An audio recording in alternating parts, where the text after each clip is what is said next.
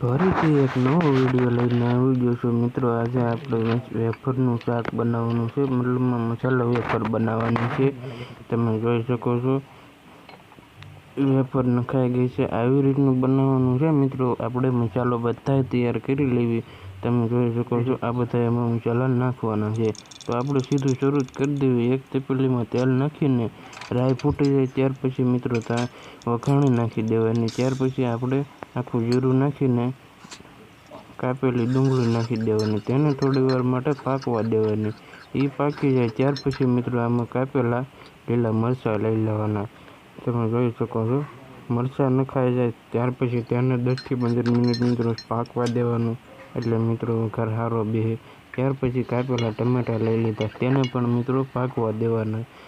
તમે જોઈ શકો છો ટમેટાં 5 થી 10 મિનિટ ચડી જાય એટલે પછી તેની અંદર મીઠું નાખીને હળદર નાખી દેવાની।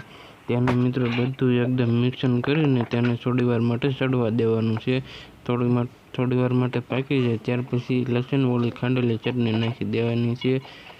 તેને એકદમ મિક્સ કરીને મિત્રો કલર આવી જશે એકદમ જોરદાર, કાંઈ ન ઘટે એવો મિત્રો।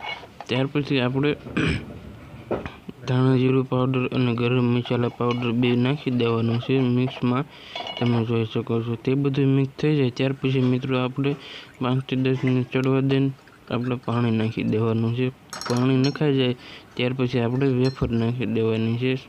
આપણું પાણી નાખેલું હતું તેને 15 મિનિટ જેટલું ઉકળવા દેવાનું છે। એથી કરીને બધું મસાલો એકદમ મિક્સ થઈ જાય। 10-15 મિનિટ ઉકળે ત્યાર પછી આપણે સીધી વેફર નાખીને મિક્સ કરી લેવાનું છે।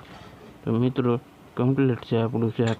તો મિત્રો આવા વિડીયો જોવા માટે અમારી ચેનલને સબસ્ક્રાઈબ કરીને વિડીયોને લાઈક કરજો, અને વિડીયો સારો લાગે તો એક કોમેન્ટ કરજો તમે ત્યાંથી અમારો વિડીયો જોવો છો, અને વિડીયો ગમે તો તમારા ફ્રેન્ડને શેર જરૂરથી કરજો। આવા વિડીયો જોવો હોય તો પાછા સબસ્ક્રાઈબ કરતા જાજો હો।